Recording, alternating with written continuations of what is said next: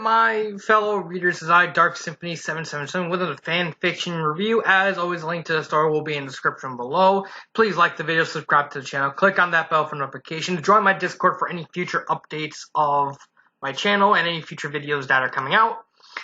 Please leave a comment in the comment section below on your thoughts to the fan fiction, any future fan fictions you want me to read or review. And finally, this is my opinion. My opinion is not indicative of everyone in the world, so please respect that. Now, I bet you're wondering, why am I doing face cam for this one? Screen recorder. Face cam is broken. Yeah, my face cam is now just completely lagging and glitching out, and so I can't use it at all. It was annoying, especially after the first recording. This is actually a re-recording, because for some reason, when I first uploaded the review, the audio didn't go with it. I don't know why, because when I checked the video in the system, it had the audio, but when it was uploaded, it didn't have the audio. So that's very weird. So I'm going to be trying it this way to see if it works. So the fanfiction I'm reviewing is called Throwing Shade by Master Martin. It's a Splatoon fanfiction. I never played Splatoon. I've seen lots and lots of footage of it, so I kind of know what goes on. I do main Inkling in Smash Ultimate. At least that's who I main, because Inkling is bae. Inkling waifu.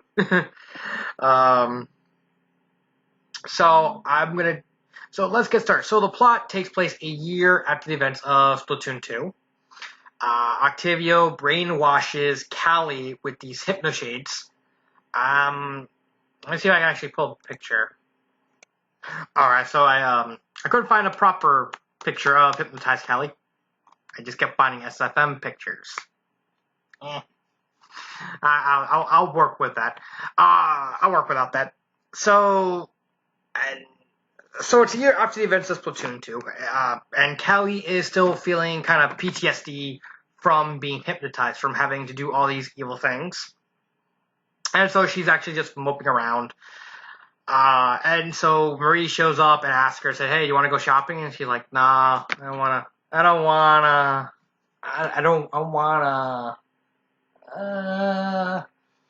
And so Callie is like, "Fine." And then Marie goes, and then Callie manages to reveal that she still has the glasses. She just modified them so Octavio can't control her, and then just puts them on, because she actually got a fetish off of hypnotizing herself, because her mind was so traumatized by what happened that she literally can't see Octarians without freaking out and going into a panic attack. So she actually uses the glasses to, I guess, kind of circumvent that, and so she kind of got a fetish for it. Hypnotizing fetish is not exactly a common fetish, as far as I know. It does exist, but it's more of a niche thing. Like, when people think of the most common fetishes out there, they think of, they pretty much just think of bondage and BDSM and stuff like that. And so anything, hypnotizing is like pretty niche. I think even water sports is more common than hypnotizing, I think. I'm not a fan of water sports. Ugh. No thank you. So Marie comes back home with Agent 3 and 4. They find out that Callie has the glasses on, and so they freak out. They promptly freak out. They tell her, it's like, oh my god. And then they reveal that, and then Callie kind of reveals in her hypnotized state that she's doing this in order to kind of cope with her trauma, which is fine. And so when the batteries of the glasses die out, Callie, kind of freaks out over being caught, and so she gets into an argument with Marie and runs away. And so that's the end of the first chapter. The second chapter is Marie goes and visits Off the Hook, Marina, and Pearl. And then, tries to figure out what, sorry, my mom is actually yelling in the background. Let me see how I fix it. Sorry, where was I? Oh yeah. Chapter 2 has Marie go to off the house of Off the Hook, Marina and Pearl, and try and figure out what's wrong. Like, hey, I need your help. Like Marie, wants to be hypnotized and stuff like that. I need to try and find some way to fix her. And so Marina goes, well, I don't think it'd be a good idea to fix her. If she's doing, and basically Marina tells Marie if she's doing this to try and cope with trauma, then you should at least try and help her out with it by, just sharing the shame and, try and help and try and edge her through this so that way she's able to better cope with everything. And so Marie goes and makes her own hypno glasses. And so, she tells Callie, said, it was wrong of me to try and force you to change because I didn't like the fact you were being hypnotized. If this is something that you have to deal with in order to cope, I might as well be there with you to help you through the pain. And so, they both put on the hypno glasses. They both become hypnotized. And Agents 3 and 4, they kind of inadvertently become sort of their handler. So the story ends with Agents 3 and 4 telling them to just go grocery shopping, and they're just skipping through Inkopolis, just being cute, stuff like that. As cute as hypnotized Inklings can be. So that is the plot. It's a very simple plot that I think the author Master Martin did actually pretty well, especially with the short amount of time.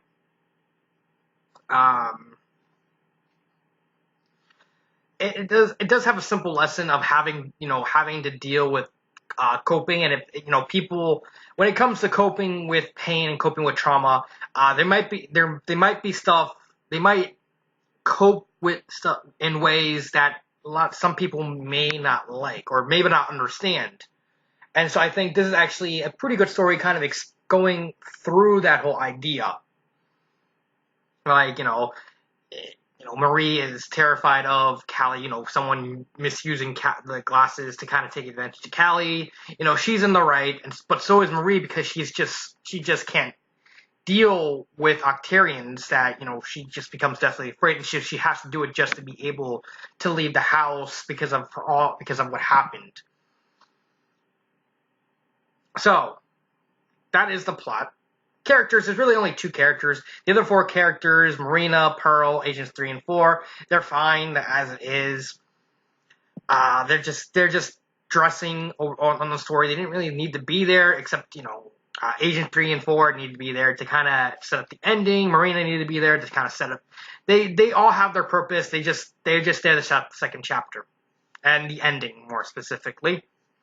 Marie is, the overprotective one who wants to help, who in her mind doesn't want Callie to be hypnotized, because she is worried that something bad might happen with it, and since it's still Octarian, there's still a chance that she might be used for evil, and she doesn't want Callie to be hurt. But on the other hand, Callie, the way her mind worked is that she's having these panic attacks. She's suffering from PTSD, as pretty evident in the story, and she found that the only way she can cope is through hypnosis, so that way her mind can literally leave, and so her body can just react without her having to freeze and go into a panic attack. And I think that's all fine. And it really kind of goes into the question of how the characters, or which one you really want to take sides with, because they're both in their own weird way, or they're both sort of right. So it really just comes into, who do you think is right in the end? Sure, the story technically takes Callie's side by having Marie put on the glasses, but you can easily make the argument that in their own ways, they're both right.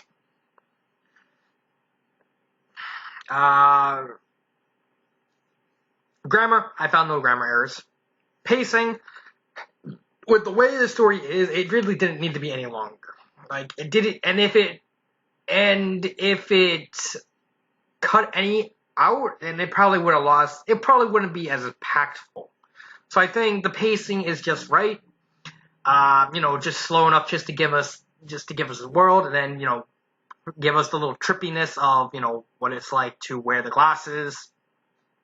Everything is paced pretty perfectly. Not, I mean, in the context, I think maybe you could actually kind of stretch this, but that'd be more in like a sequel sort of deal with like Agent 3 and 4 kind of doing like weird stuff with the hypnotized sisters. There's so much you can kind of do. Like you can do like something erotic. You can do something kooky. You can do just like a normal slice of life. Like maybe an extra chapter just revealing what Marie's thoughts on being hypnotized was like. There's so much you can do. I don't hate anything with the story except for one part. But before I talk about that part, would I recommend the story? Hesitantly, yes. There is not. This is one of those stories that's like really average. And there's nothing to really like about it, but there's nothing to really hate about it. It's smack down there in the middle. And so, some people may not like it, some people may like it. With this story, it will vary on your point of view. Like, do you like the story? Do you not like the story? It's a hurt and comfort. So, there's plenty of Marie kind of comforting Callie and trying to help her ease out, trying to help her deal with the pain and stuff like that. The reason I'm not recommending it because there's nothing upsettingly bad about it. There's literally nothing bad about it, but it's just average. It's like probably slightly above average, but there's nothing really unique about it outside of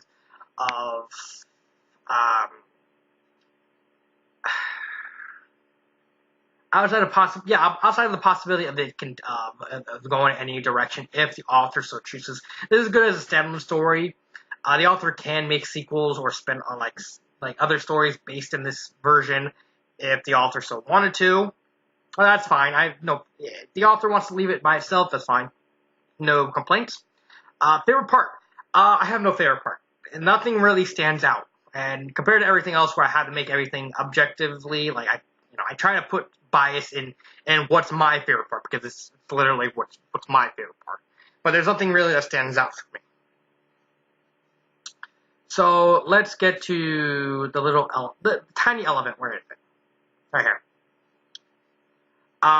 If I were to change anything, it would be, I want to talk about context. Context is everything.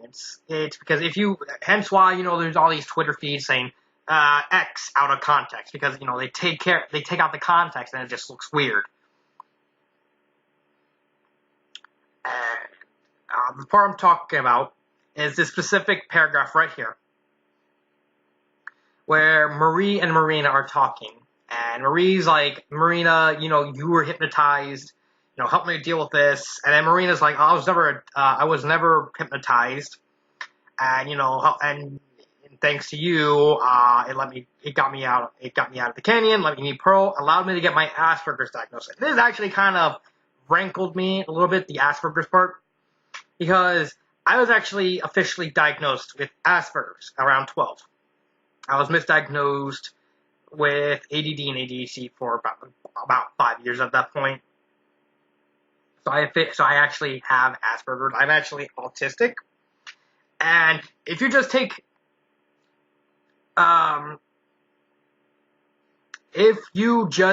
this one paragraph out of context, you say, oh, there's nothing wrong with this paragraph. There's nothing really wrong that's just nothing out of place. But if you look at it in the context, and it's like it's really out. The Asperger's part is kind of out of place. So Marina is, she's the one with the boobs. She's the boob chick. I don't know why they decided to give her like C cups, and like all the other Inklings are like flat, and then they just let her Marina's hang out.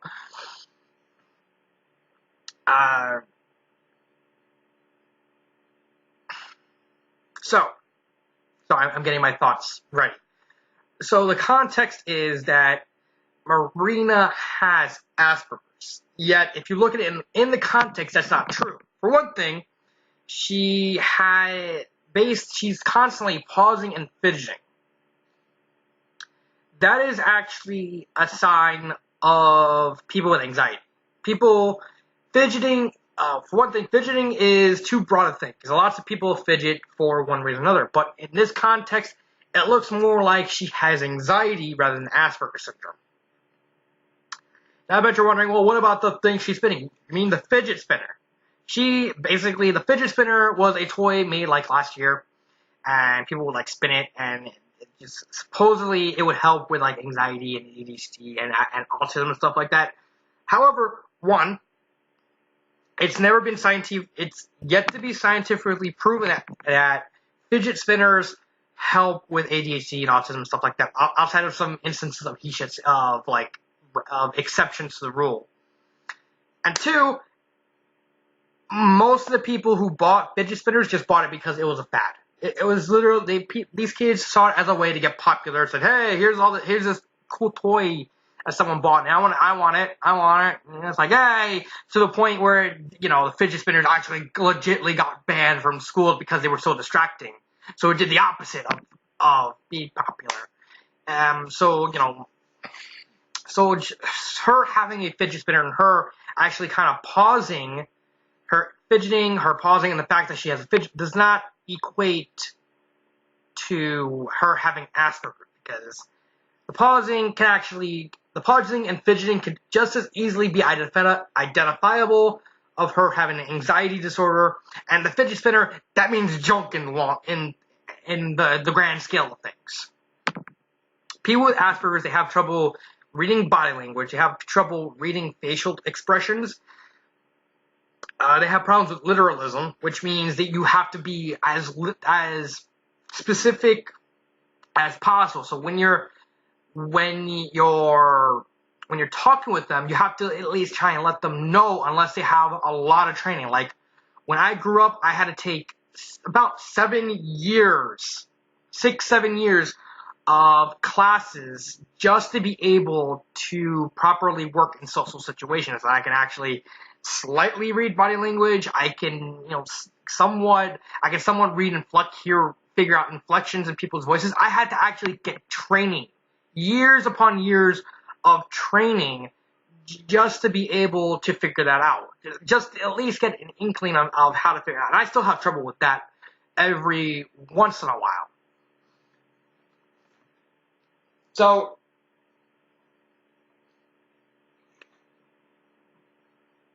thirsty. Another thing is, you have to be very specific with people with Asperger's. Like if you hand them something and you tell them, go put it over there, and you point to a specific spot, because you use the word there, they're not going to know. They're not going to look at the specific spot. They're just going to say in that general direction. That's how people with Asperger's mind works. You have to be specific. It's something my mom always seems to forget. She's never specific with me, and yet she always throws a fit when she's always broad with me. And I do what she says, and she's like, no, and she does something, and then she says something specific, and I usually say, why did you say so? So writing people with Asperger's is not exactly easy, because Asperger's is a very mild form of autism. And so it's just very tricky to write. And looking in the context, she doesn't have Asperger's. She's fidgeting. A lot of younger kids with Asperger's, they fidget. But Marina's canonically I guess in the context of the story, she'd be 20. So she wouldn't be fidgeting, especially on a one-on-one situation, because then she'd probably have training. But then again, she was just recently diagnosed with Asperger's, so, take that with a grain of salt. She's playing with a fidget spinner, which makes no sense because, so many people just bought fidget spinners just for the fad factor and just to be popular and stuff like that, that a fidget spinner doesn't mean anything in the long run. She pauses. Not really. Again, more anxiety, less Asperger's. It's just, you need, if I had to change anything, it'd be one of two things. One, make it more obvious that she does have Asperger's. Like, have her misinterpret, especially someone who's still kind to learning how to figure it out. So have her misinterpret Marie's body language or facial expression or tone of voice, or have her hyperfocus. She has the fidget spinner. And a lot of people with Asperger's tend to hyperfocus. That's the opposite of like scatterbrain. They focus on something, usually something that they really like so much that they tune out everything to the point of just really, really bad. Like if you're like me reading, like me reading in a bank, someone could come in and fire a gun, and if I start hyper focusing, the person will fire the gun, and everyone will just get on the ground except for me because I'll be too focused on reading that I just zone out the sounds of the bullets. And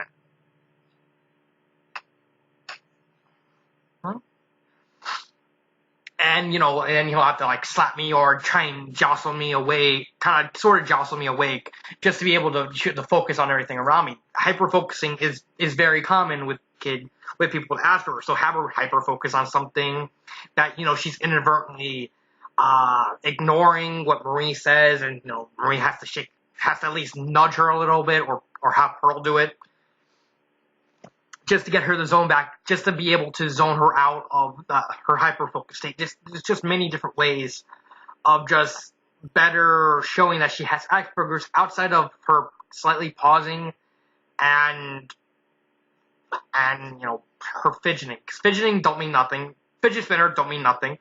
And her pausing, they don't mean anything. Just in terms of Asperger's, they mean more with anxiety. Either showcase better she has Asperger's, or just replace Asperger's with anxiety disorder, because it's obvious she has anxiety in the context. In the context of this whole conversation between Marina and Marie.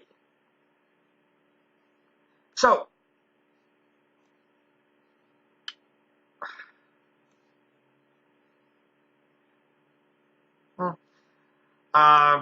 yeah, that's my review of Throwing Shade. I'm sorry for the unorthodox review style, because my screen recorder is like completely bugging. So this has been Dark Symphony 777, and cut.